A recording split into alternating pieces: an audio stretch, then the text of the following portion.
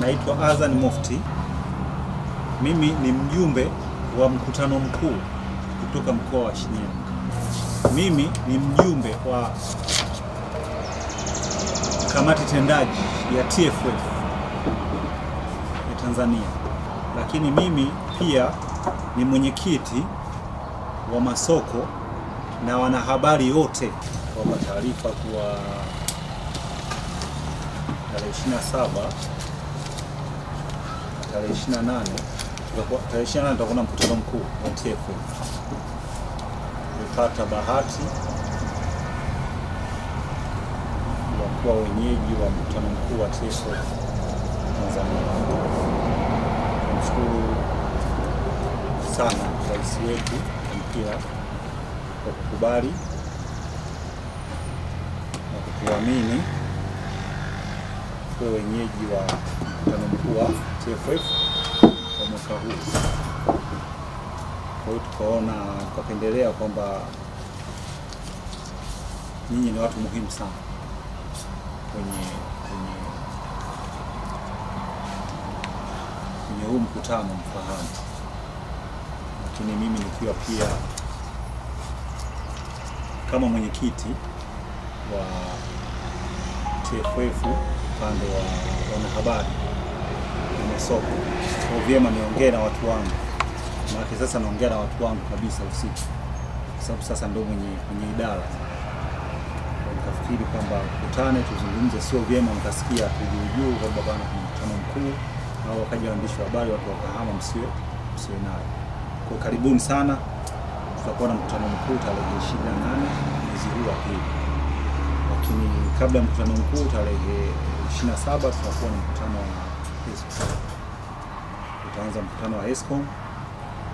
Jioni tutakuwa na futuru kubwa itaandaliwa na TFF, na nyinyi pia tunawakaribisheni kuwepo kwenye hiyo futuru. Lakini baada ya futuru saa 2:30 usiku tutakuwa na michezo. Tutafanya kidogo, tutakuwa na michezo. Kwa hiyo kutakuwa kuna mechi mbili. Kutakuwa na mechi ya kamati tendaji ya TFF, yake ESCOM itacheza na veteran wa mkoa huu wa Shinyanga. Hii mchezo huu utachezwa katika uwanja wetu nafikiri wa Tafa. Kwa hiyo karibuni sana, karibuni kutoka mwanzo na kuanza kuingia wageni mpaka watakapoondoka wageni. Lakini tarehe 25 rais atakuwepo hapa na makamu wa rais.